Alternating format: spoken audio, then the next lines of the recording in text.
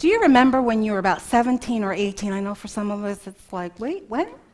17 or 18, just graduating from high school, getting ready for college. Most of us were required to decide what career we were going to have for the rest of our lives. I don't know about you, but the pressure I felt was immense to make the right life choice, to select the right university, to declare the right major, all at 17. Otherwise, my life would be ruined. At least that's what I'm told. What's interesting is at that time in my life, I didn't know who I was. You know, I came from a family of origin where children weren't allowed to make life decisions. We learned that children were to do as they were told. But here I was having to make this life choice, when in my own personal world, I didn't start individuating till my late 20s, early 30s. Wow, a lot of pressure. And I gotta tell you, at that time, I don't remember anyone saying to me, "Go with the flow, Sherrie. You'll know when you know." There was none of that. And this pace, which is so fast and we feel is so immediate, for me it continued for a couple of decades as I lived in New York City as a young adult, where, slow could mean that you would be in the wrong place at the wrong time. At least that's what I was taught for personal safety. So you didn't want to get onto the train. You didn't want to be the last person to get on the train to prevent your purse from being snatched, right? So it was this fast pace in New York, rushing on and off things. And I've got to tell you, I also remember getting on the wrong trains frequently as I dashed before the doors would close. This pace we can even see today as people are driving here in Lawrence, Kansas area, driving wildly, getting on and off exits at like the last minute, causing near misses, accidents, mayhem. Why? Because we're told faster is better. Faster is better. So we live lives at a really fast pace. And with that fast pace means that we're always plugged in. Plugged into Facebook, plugged into text messages, tweeting, instant messages, World Wide Web, and our smartphones. You ever go without your phone, you forget it at home? It feels like you've lost a part of yourself, right? And if you talk to any 13-year-old girl, oh my God, it's the end of the world if they don't have their phone. Right, Rebecca? So, we are at that place where there's this expectation almost that we respond with such immediacy. I have to tell you, I've had friends who have really been annoyed with me because I don't respond to text messages or instant messages right away. And I was kind of baffled. Why would they be upset if I respond the next day? And I came to realize, well, because they're plugged in all the time. So they're viewing the world from their social media lenses where everyone is plugged in. And so if you don't respond immediately, they see it as a slight, or that you don't like them, that you're dissing them, that they're not important in your life. So it's just a really interesting way of living.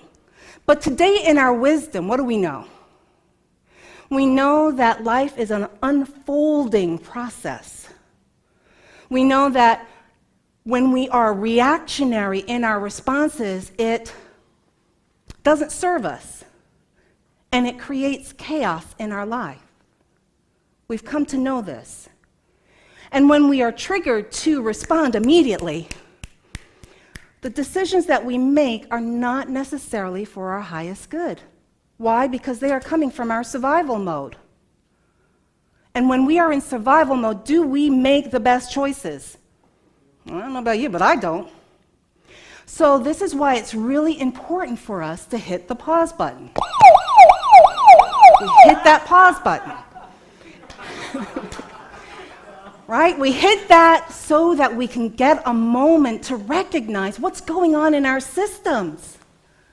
When we hit that pause button, it allows us now to go and check within ourselves.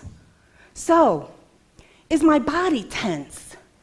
Did I get that sinking feeling? Are my teeth grinding? Did I clench my hands into fists?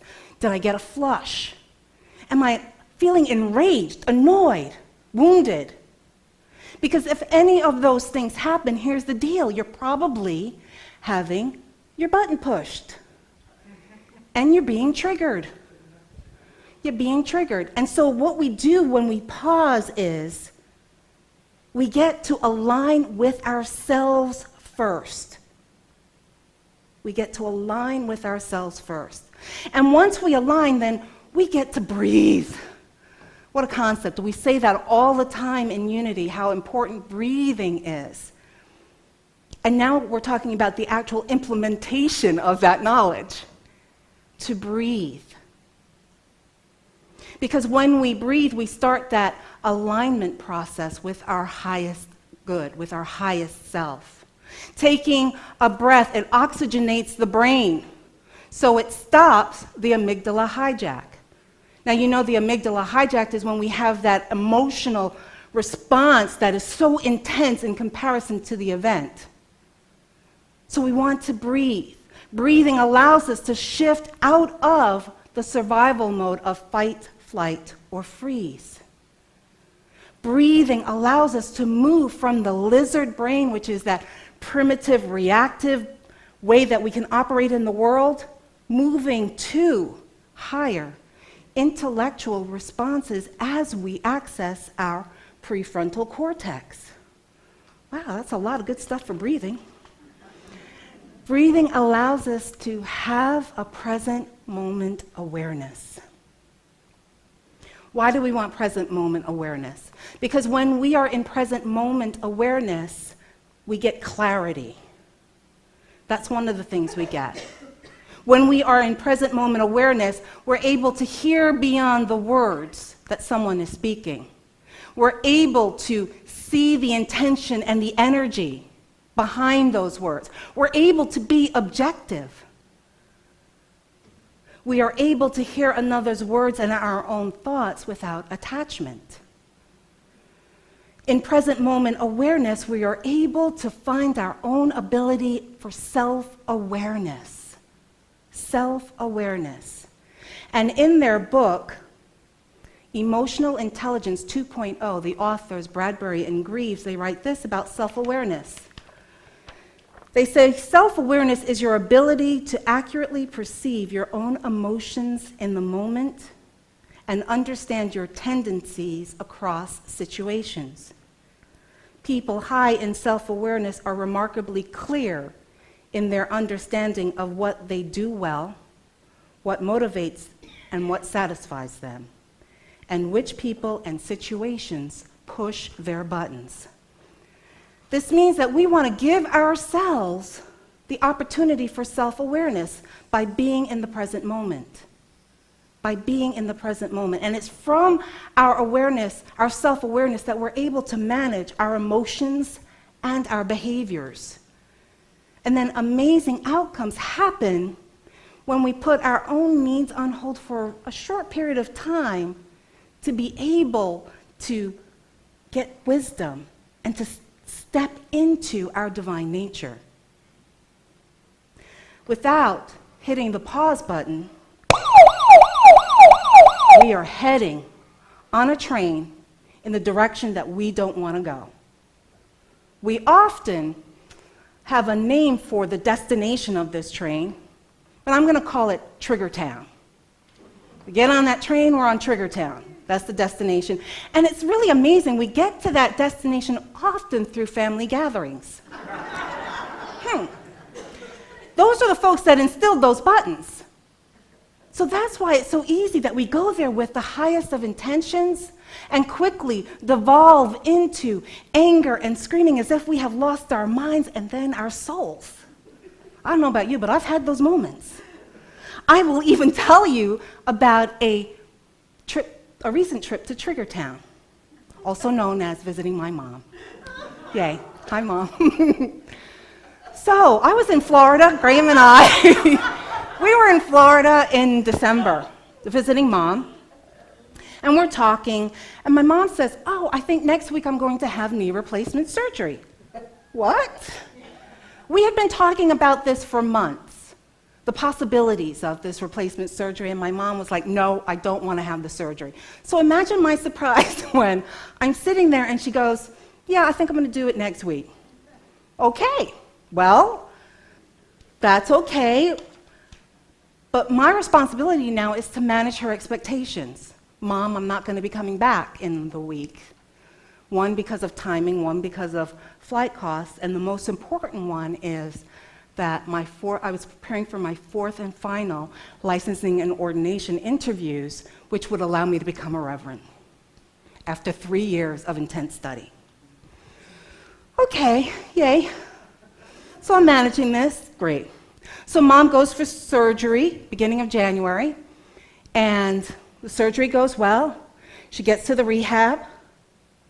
She hates the rehab. So, I'm doing the calls, and it's like, you can tell it's just, it's accelerating, right? It's getting more and more and more. And I can tell she's expecting that I'm going to come there to her aid. And, my job is to manage those expectations. I'm not going to be able to come. This is not the time that I can come. Her brother is there, my uncle. Have him advocate for you. That's quite possible. So my mom now gets so agitated, she sends herself into such a panic and fear-based, full-blown anxiety, that she creates this nice drama that lands her back in the hospital.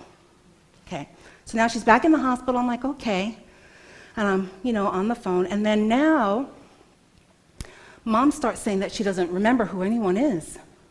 I'm like, oh, are you kidding me? And that people are trying to kill her. And when family members call, she's screaming at them and hanging up the phone. So now I'm trying to advocate with the hospital over the phone. Little glitches, my mom puts my grandmother as the only person who can get medical information, and my grandmother died a year ago. So I'm like, okay, well, this is good. Not really, but okay. And so it just keeps progressing. I finally get the doctor. I ask, for CAT scans and what's going on, what medication do you have her on? Let's pull off all of the narcotic pain meds, that kind of thing. And I realize I'm going to have to go. This is serious. My mom's a really strong, functioning, capable woman, so, something's gone nuts. So I get there, get to the hospital room. I look at my mom, who is lucid and very aware. And I say, "You're telling me you don't know who I am or your brother is?" And I find out it was all a con to get me there. So I just quickly walked out of the room, pressed the pause button, and I breathe. And I talked to my uncle, and I explained that one of the things that my mom said is that she was trying to teach him a lesson. My uncle, completely unfazed by this, because now I have to deal with the drama. I have to deal with the situation. He's off the hook. He's a happy camper. And then he proceeds to tell me what my role is as a good daughter. I walk away. I hit the pause button, and I breathe. I couldn't believe that my mom pulled something like this when she knew how important this next licensing and ordination process was for me. This was the last hurdle that I had that they could stop me from becoming a reverend. How could she do this?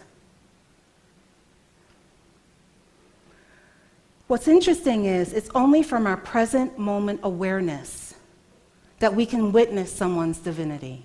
Did you hear me? It is only from our present moment awareness that we can witness someone's divinity. And then once we're able to witness another's divinity, we are then able to ask questions of what is driving this person to say and do the things that they are saying and doing. once we determine what is going on there, we can then have compassion. We can then respond from our Christed selves. So in my trip to Trigger Town with Mom, I'll let you know, it took me a long while to process that, to really come into that present moment awareness. And when I got there, I was then able to see that this woman who is so controlling in all of her environment suddenly had no control. She suddenly had no control, and it freaked her out. So badly that then she went into survival mode. When you're in survival mode, do you care about anybody else's needs? Nope. It's all about you and getting your needs met. And as she got so afraid and anxious, she just wanted those feelings to stop from happening. And whatever it took, she was going to do to get those feelings to stop.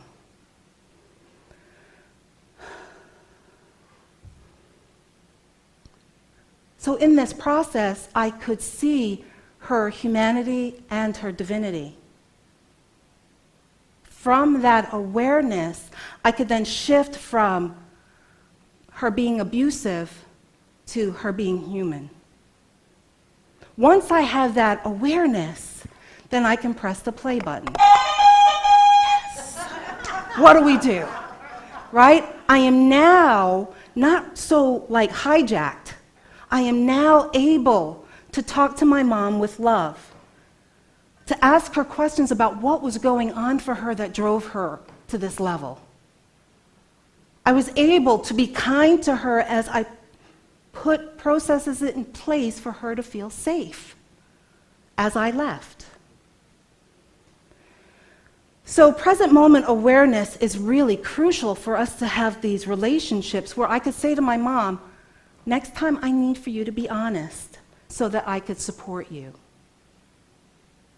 Because her number's up on this. She knows that. So, this talk is all about when life gives us those bizarre upside down moments where the world suddenly doesn't make sense. We have a technique. We can hit the pause button, right? And when we hit that pause button, we know that we need to stop. Stop what we're doing, take time to breathe, observe our experience, and proceed from a new level of self-awareness. And you can use this technique in making a lot of decisions in your life. So I'm just really thrilled that you are here to share in my trip to Trigger Town with Mom.